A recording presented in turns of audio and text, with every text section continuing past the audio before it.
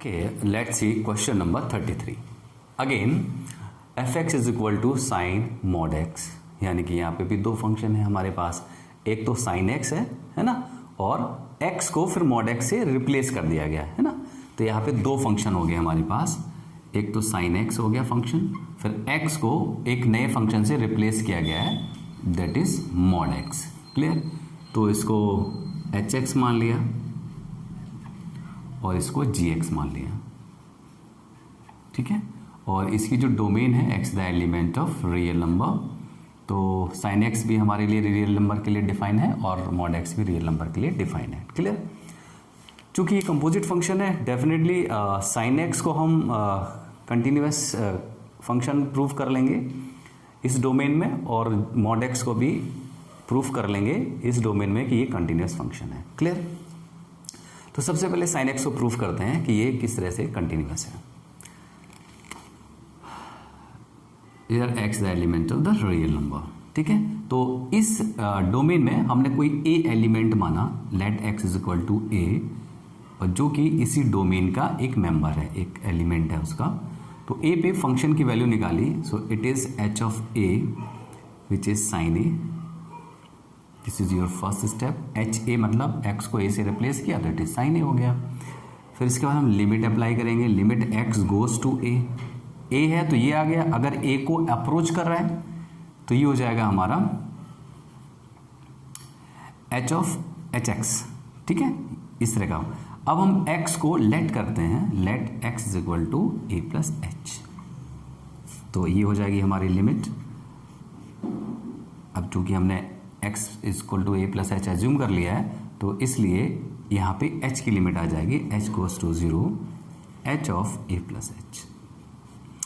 तो हमारा फंक्शन है H X is equal to sine X, तो ये जाएगा limit h tends to 0 sine a plus H. Clear? So sine a plus B formula apply करेंगे, तो limit h tends to 0 sine a cos b plus cos a sine b। चूँकि h 0 है तो ये 1 हो जाएगा और ये 0 हो जाएगा, so sine x sine a आ जाएगा। Clear? So this is your second step. First and second limit दोनों की सेम आ गई है, तो यहाँ पे लिख देंगे since h of a is same as limit x tends to a hx, so hx is continuous function, continuous on r, ठीक है ना। तो ये स्टेप हमारा, ये मैंने ये प्रूफ कर लिया है कि sin x जो है वो कंटिन्यूअस फंक्शन है अपने डोमेन में। क्लियर? अब हम लोग प्रूफ करेंगे gx is equal to mod x। gx is equal to mod x इसके पहले क्वेश्चन नंबर 32 में है ना, ये मैंने क्वेश्चन नंबर 32 में इसको एक्सप्लेन किया था कि किस तरह से मॉड x हमारा कंटिन्यूअस फंक्शन होता है। ये स्टेप बहुत बड़ा है, तो अगर वहाँ पे अगर नहीं समझ में आएगा तो मैं एक्सप्लेन करूँगा। क्लियर? लेकिन यहाँ पे मैं अभी सॉल्व नहीं कर रहा हूँ, क्योंकि gx is equal to mod x it's a very big solution, तो आप समझ गए होंगे। तो यहाँ पे gx को हम प्रूफ करेंगे। एक आइडिया दे देते हैं, gx को हम लोग 3 पार्ट में डिस्ट्रीब्यूट करते हैं, वहाँ पे भी मैंने पार्ट डिस्ट्रीब्यूट किया था। 0 से बड़ा जो होगा वो x होगा, 0 से छोटा होगा वो माइनस x होगा। इस डोमेन में हम इसको कंटिन्यूअस प्रूफ करेंगे, इस डोमेन में कंटिन्यूअस प्रूफ करेंगे और 0 पे कंटिन्यूअस प्रूफ करेंगे, ठीक है। और यहाँ पे मेरे पास 3 केसेस बनते हैं, तो यहाँ पे मैंने फाइनल वहाँ पे रिजल्ट लिखा हुआ था, from case number 1, 2 and 3 we can say gx is continuous. Clear? So यहाँ फिर फाइनल हमारा रिजल्ट आ जाएगा कि since hx and gx both are continuous on R, so fx also be continuous function on R।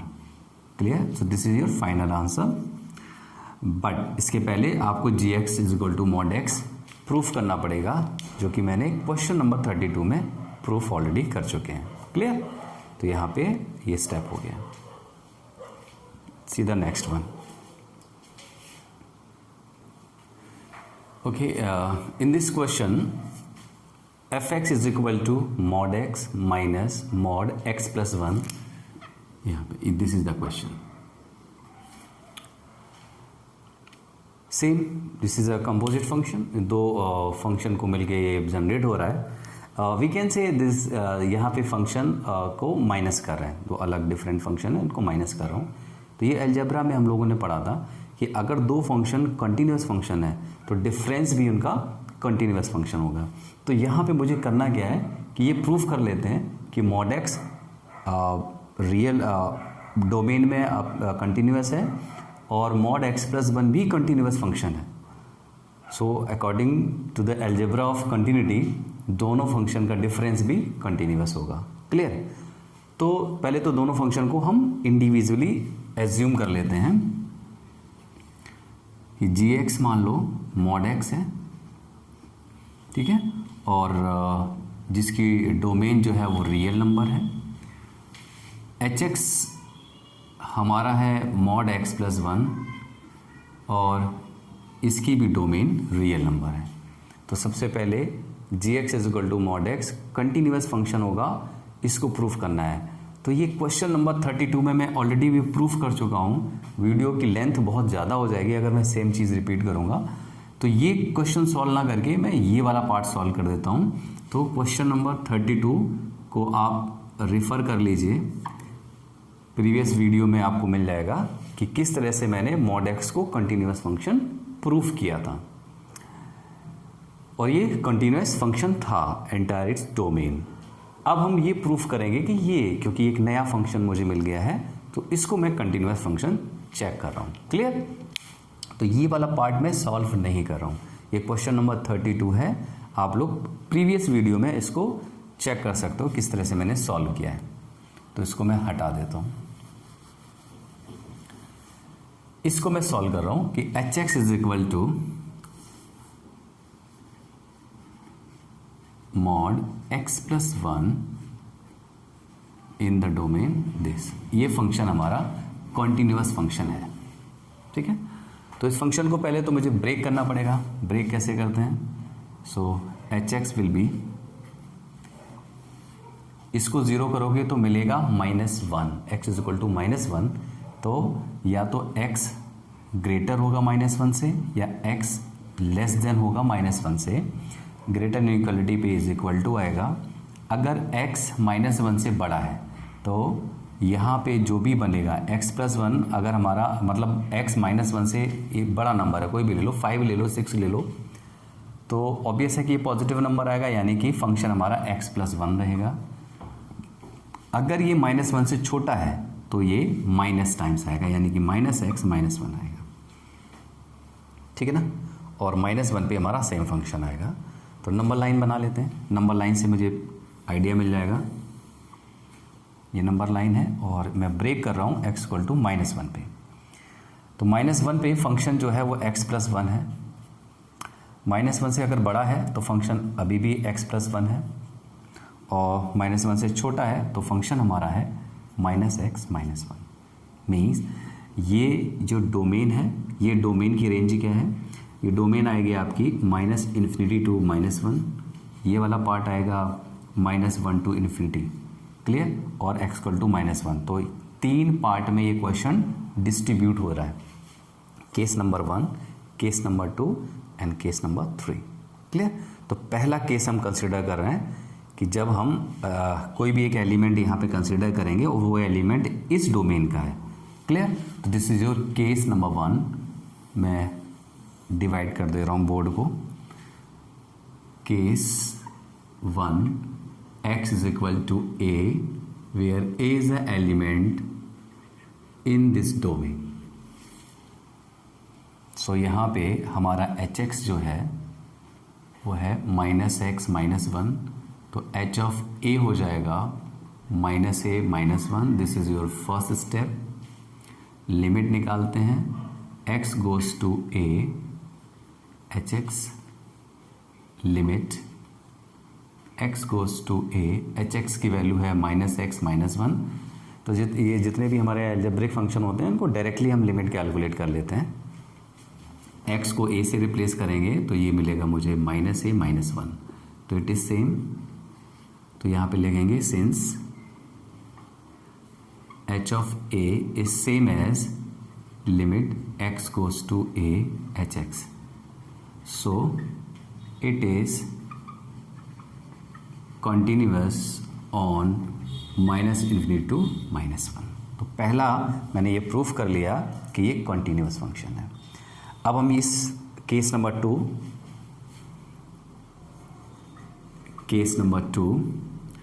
x is equal to a where a is a element of -1 to ∞, मतलब हम इस domain में आ गए। तो H X is equal to हमारे पास क्या है, माइनस, यहाँ पे एच एक्स हो जाएगा x+1, a पे हमने फंक्शन की वैल्यू निकाली तो हो जाएगा a+1। This is your first step, मतलब equation number 3। Let x goes to a H x, limit x goes to a H x value है x+1, तो a रिप्लेस करोगे तो मिलेगा a+1। This is fourth step. अब देखा दोनों की वैल्यू सेम आ गई, तो लिखेंगे since h of a is equal to limit x goes to a H x, so function is continuous on -1 to ∞। Same steps हैं जैसे मैंने मॉड x को प्रूफ किया था। तो 2 केस कंप्लीट हो गए। थर्ड केस क्या आएगा? थर्ड केस आएगा at x is equal to -1। ठीक है, तो -1 पे प्रूफ करने के लिए ऑब्वियस है कि -1 के राइट साइड फंक्शन x+1 है, लेफ्ट साइड फंक्शन -x -1 है। तो यहाँ पे राइट हैंड लिमिट और लेफ्ट हैंड लिमिट दोनों चीज़ें यूज होंगी। तो first note down this, then I explain this third case. Okay okay, case 3,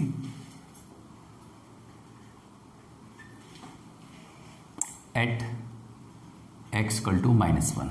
सो -1 की राइट साइड और लेफ्ट साइड हम लोग लिमिट कैलकुलेट करेंगे। तो first calculate right hand limit. तो limit h tends to 0 f of a plus h, limit h tends to 0 f of a हमारा कितना है -1। ठीक है, तो यहाँ पे a इज इक्वल टू -1 कह सकते हैं। सो हो जाएगा -1 plus h। Right side limit है तो राइट साइड फंक्शन हमारा x+1 है। ठीक है, तो यहाँ पे जो फंक्शन है, सॉरी ये hx था, तो h यूज करते हैं हम लोग, hx था हमारा x+1। तो limit h tends to 0 -1 plus h, x को रिप्लेस करेंगे -1 प्लस h, तो 1 और 1 कैंसिल हो जाएगा। h को 0 रिप्लेस करेंगे तो लिमिट मिलेगी, राइट हैंड लिमिट मिलेगी 0, right. So left hand limit निकालेंगे, left hand limit h tends to 0 h of a minus h। यहाँ पे hx जो यूज़ होगा वो लेफ्ट में -x -1 है, -x -1 है। Limit h tends to 0 h of -1 -h, क्योंकि a हमारा -1 है। Limit h tends to 0 h, इसको रिप्लेस करेंगे -x की जगह पे, तो माइनस ऑफ -1 -h -1 हो जाएगा। Limit h tends to 0 1 plus h -1 cancel हो गया, लिमिट 0 आ गई। क्लियर? और -1 पे फंक्शन की वैल्यू निकालेंगे, h ऑफ -1 निकालते हैं। इट इज़ चूँकि हमारा -1 पे फंक्शन x+1 है, सो इट इज़ x+1, तो -1 + 1 तो कैंसिल होके 0 आ गया। ठीक है ना? तो राइट हैंड लिमिट 0 है, लेफ्ट हैंड लिमिट 0 है, और -1 पे भी फंक्शन की वैल्यू 0 है। इसका मतलब है केस थर्ड जो x इक्वल टू -1 था, फंक्शन कॉन्टिन्यूस हो गया। तो स्टेटमेंट लिख देता हूँ मैं, यहाँ पे लिखता हूँ since right hand limit is equal to left hand limit is equal to h of -1, so it is continuous at x equal to -1। ठीक है ना। तो मैंने इसके लेफ्ट में प्रूफ कर लिया, राइट में प्रूफ कर लिया, एट -1 प्रूफ कर लिया कि जो हमारा hx है वो कॉन्टिन्यूस फंक्शन है। First part mod x already continuous है, जो कि मैंने क्वेश्चन नंबर 32 में एक्सप्लेन किया था। ठीक है, तो चूंकि gx and hx both are continuous function, so fx also भी कॉन्टिन्यूस। क्लियर। तो ये स्टेटमेंट अभी यहाँ पे लिखना पड़ेगा मुझे। सो यहाँ पे मेंशन कर लेते हैं, since gx and hx both are continuous function on R, so fx also be continuous on R. So this is the algebra of continuous function. Clear? So this is how we complete this exercise. Okay, complete it. If you have any doubt, please comment करिए या फिर call करके इसको discuss करिए। Okay, thank you.